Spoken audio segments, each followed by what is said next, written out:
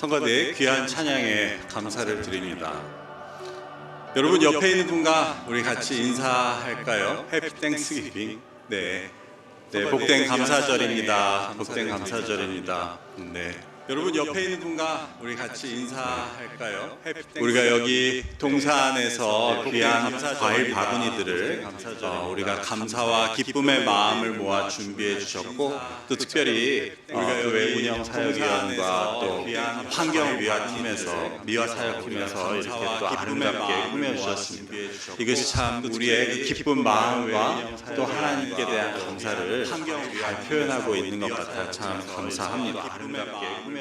오늘 복된 감사 주일에 하나님께서 허락하시는 기쁨과 큰 감사가 여기 모든 라이프 그립 교우 여러분께 가득하시길 주님의 이름으로 오늘 복된 감사 주일에 하나님께서 허락하시는 기쁨, 우리 개신교에서 지내는 그 추수 감사절의 유래는 잘 아시듯이 미 대륙의 그 정착한 영국 청교도들이 하나님께 감사의 의미로 이제 칠면조를 감사절에 예배를 드리는 데서 유래했다고 우리가 알고 있습니다. 근데 사실 그들의 처음 정착은 쉽지 않았다고 합니다. 그들은 처음 플리머스로 오기 전에 이제 추운 겨울에 케이프포드에 이제 정착을 해서 어쩔 수 없이 거기서 겨울을 나야 했다고 합니다. 근데 그 가운데 그 이민 온 사람들 중에 절반이 목숨을 잃게 됩니다. 그들은 추위와 또 괴혈병 때문에 자신들의 모두 가족이었을 텐데 그 절반이 목숨을 잃게 된 것입니다. 그럼에도 불구하고 거기서 겨울을 나고 플리머스로 온 그 정착민들은 첫 수확 거둔 것을 가지고 같이 하나님께 진심으로 이렇게 감사의 제사를 드렸던 것입니다.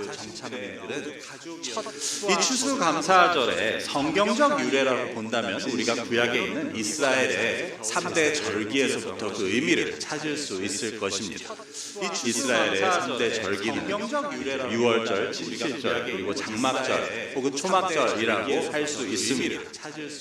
근데 출애굽기 23장에서는 이 7칠절과 초막절을 각각 맥추절과 추장절이라는 이름으로 부릅니다. 여기서 맥추절은 잘 알듯이 보리를 수확하는 그 시기라는 뜻에서 맥추절이고, 수장절은 또 수확한 것을 저장한다, 보관한다라는 의미에서 수장절인 것입니다. 그래서 그 세 가지 절기 중에 그 두 개가 바로 수확과 또 그래서 감사와 관련된 절기였습니다. 이처럼 하나님을 믿는 우리들에게 있어서는 이 감사의 절기는 중요한 의미를 가진다고 하겠습니다. 이 세 절기마다 하나님께서는 모든 이스라엘이 하나님 앞으로 여호와 앞으로 나아오라고 명령하셨고, 그래서 이 절기를 통해서 알게 되는 것은 하나님께 드리는 예배와 모든 제사 가운데 바로 감사가 그 중심에 있다는 것입니다. 오늘 우리는 감사주일을 맞아 올 한 해를 돌아보게 되는데, 올 한 해 동안 얼마나 감사한 일들이 많았습니까? 이 이야기는 우리 가운데 어려움이나 힘든 일이 없었다고 하는 것은 아닙니다. 우리에게 많은 어려움과 또 삶의 힘든 역경들은 있었지만 그 가운데서도 우리는 하나님의 은혜로 감사할 조건들을 찾을 수 있고 또 누릴 수 있고, 오늘 찬양한 대로 그 은혜에 의해서 오늘 우리가 이 자리에 있을 수 있다는 사실입니다. 시편 50편의 말씀에 의하면 감사로 드리는 제사가 나를 영화롭게 한다고 말씀하고 있으며, 또 시편 100편에서는 감사함으로 그 문에 들어가 찬송함으로 그 궁정에 들어가 하나님을 높일 것이라고 노래합니다. 이처럼 우리에게 있어서 가장 중요한 일 중에 하나는 감사하고 그 하나님의 이름을 찬양하는 것이라고 노래합니다. 오늘 하루 우리의 입에서 나오는 모든 말들이 다 감사 아니면 찬양의 말들이 되시기를 바랍니다. 그리고 오늘 하루만이 아니라 1년 365일 우리 믿는 자들, 여러분들의 입에서 나오는 모든 말은 하나님께 감사하는 것이 되고, 그리고 오늘 또 그 이름을 찬양하는 말과 노래가 되시기를 주님의 이름으로 축원합니다. 오늘 말씀의 두 번째 주제는 열매의 일입니다. 추수감사주일은 감사와 동시에 또한 한 해를 돌아보며 우리의 열매를 결산하는 시간입니다.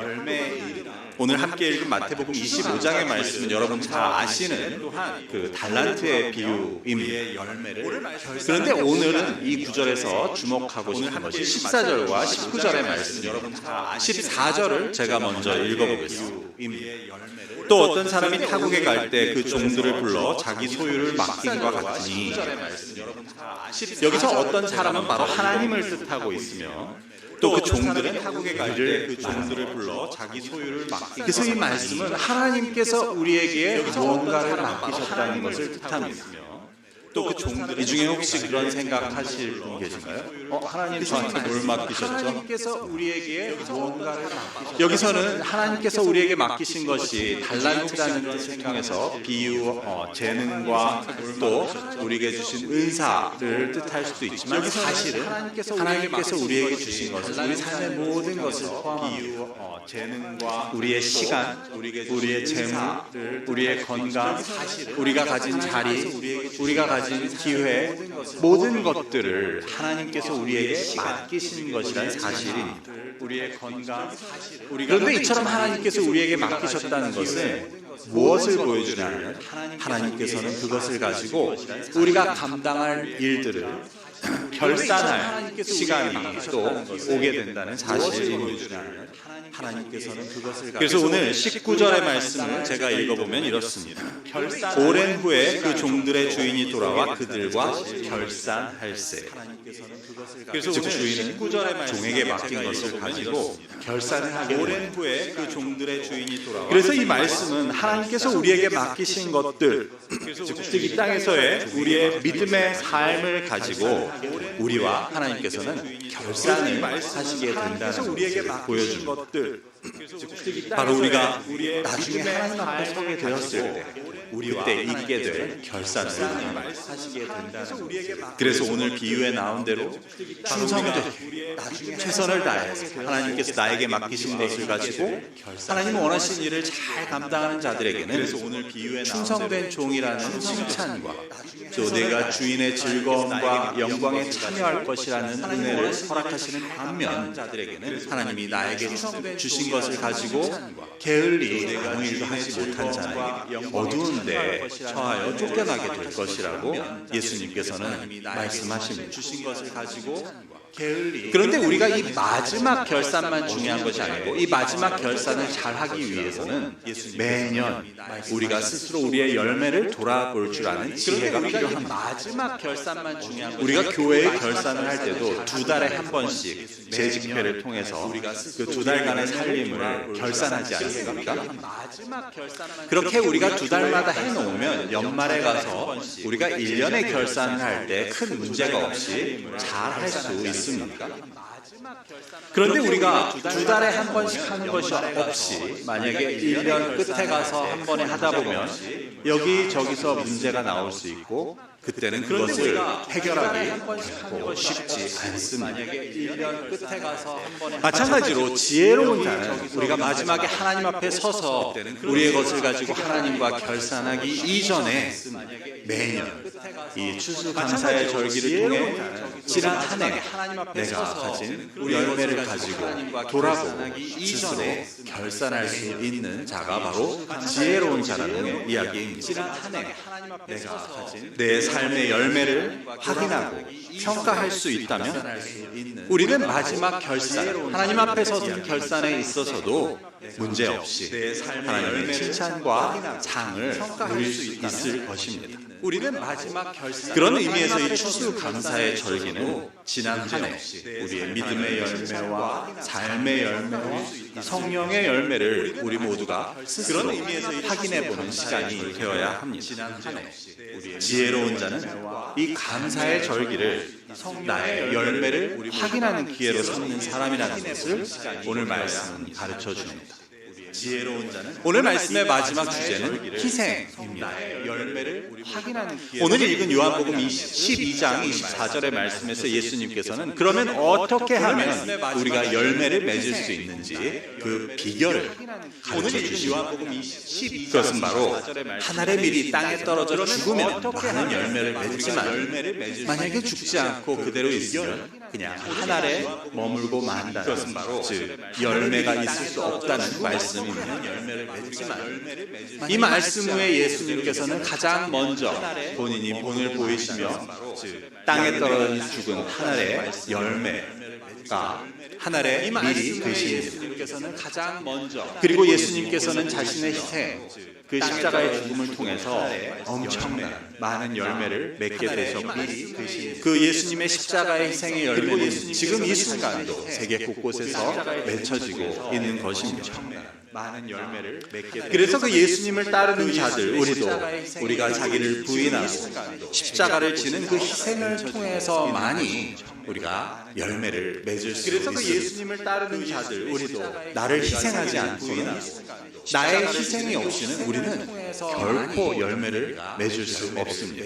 그래서 그 예수님을 간단히 말하자면 하기 싫은 일을 우리가 하고 내가 하고 싶은 일을 참고 열매를 또 내가 스스로 손해를 볼 때 우리는 간단히 말하자면 열매를 맺을 수 있습니다. 하기 싫은 일을 우리가 하고 내가 하기 싫은 것은 안 하고 또 내가 하고 싶은 것만 하고 내 손해를 보지 않으려고 한다면 우리는 아무 열매도 맺을 수가 없습니다. 하기 싫은 것은 그렇게 볼 때 우리의 결산은 단지 우리가 어떠한 열매를 맺었나 이것만 세어보는 것이 중요한 것이 아니라 과연 지난 한 해 내가 무슨 그렇게 볼 때 우리의 결산인가 이것을 돌아보는 것이 어쩌면 진정한 결산이 된다는 것입니다. 중요한 것이 아니라 오늘 감사주일이 더 의미 있는 것은 바로 두 분의 장로님들과 또 네 분의 권사님들 또 두 분의 안수 집사님들의 임직과 취임이 있기 때문일 것입니다. 오늘 감사주일이 더 의미 있는 것은 우리 모두에게 주시는 이 하나님의 오늘 말씀이 어쩌면 이 8분에게는 더 특별하게 와닿는 그러한 의미가 있다고 여겨집니다. 우리 모두에게 주시는 왜냐하면 감사, 열매, 희생 이것에 대한 말씀은 앞으로 이분들의 삶, 이분들께서 삶의 가장 앞부분에 두시고 또 사역의 가장 머리에 두고 기억하여야 할 주제들이기 때문입니다. 이분들께서 앞으로 맡으신 사역들을 감당하시며 좋은 일보다는 힘들고 어려운 일, 더 많으시리라 생각됩니다. 앞으로 맡으신 사역들을 하지만 아무리 어려운 일이 있더라도 나를 택하셔서 세우신 그 하나님의 은혜에 대한 감사가 잊혀져서는 안 됩니다. 또한 주님이 나에게 맡기신 것을 가지고 나중에 결산할 것이라는 것을 잊지 말아야 합니다. 또한 끝으로 예수님께서 가르쳐 주신 그 열매 맺는 비법을 결코 잊으면 안 됩니다. 그래서 하시는 모든 사역 가운데 내가 땅에 떨어져 죽겠다는 희생이 있으시길 기도합니다. 이 세 가지를 기억할 때 이 8분들은 하나님과 결산할 때 더 많은 것을 받으시고 주인의 즐거움과 영광에 참여하는 은혜를 하나님께서 허락하실 것입니다. 물론 이 말씀은 8분에게만 해당되는 것이 아니라 여기 있는 모든 주님의 사랑하는 백성들, 라이프리게 교우들에게 해당되는 말씀입니다. 물론 이 말씀, 이 추수감사의 절기를 맞아 하나님께서 베푸신 은혜에 감사하고 또 나의 열매를 돌아보고 이제 새롭게 시작될 한 해는 예수님께서 가르쳐주신 그 희생의 비결로 더욱 풍성한 열매를 맺기로 다짐하는 저와 여러분이 되시기를 주님의 이름으로 축원합니다. 기도하겠습니다. 그 희생의 비결로 아버지 하나님 감사합니다. 오늘 우리에게 이렇게 귀한 절기를 허락하셔서 우리가 지난 한 해 하나님께서 우리에게 베푸신 모든 은혜를 돌아볼 수 있도록 인도하시니 감사합니다. 오직 우리가 감사로 하나님을 영화롭게 하고 감사함으로 늘 이 문에 들어올 수 있는 자녀들 되게 하시고 우리가 그 열매 맺는 예수님의 비결을 잊지 않아 우리가 내가 살고자 하기보다는 내가 죽음을 통해 100배의 열매를 맺을 수 있는 주님의 사랑하는 자녀들 될 수 있도록 주님 인도하여 주시옵소서. 특별히 오늘 임직하시는 8분에게 주신 이 말씀을 우리들이 기억하여 늘 감사와 또한 하나님 맡기신 것에 대한 인식과 또한 나 스스로 하나님 예수 그리스도의 희생의 길을 따르겠다는 다짐과 결단이 늘 함께 할 수 있도록 주님 축복하여 주옵소서. 감사하며 예수 그리스도의 이름으로 기도드립니다. 아멘.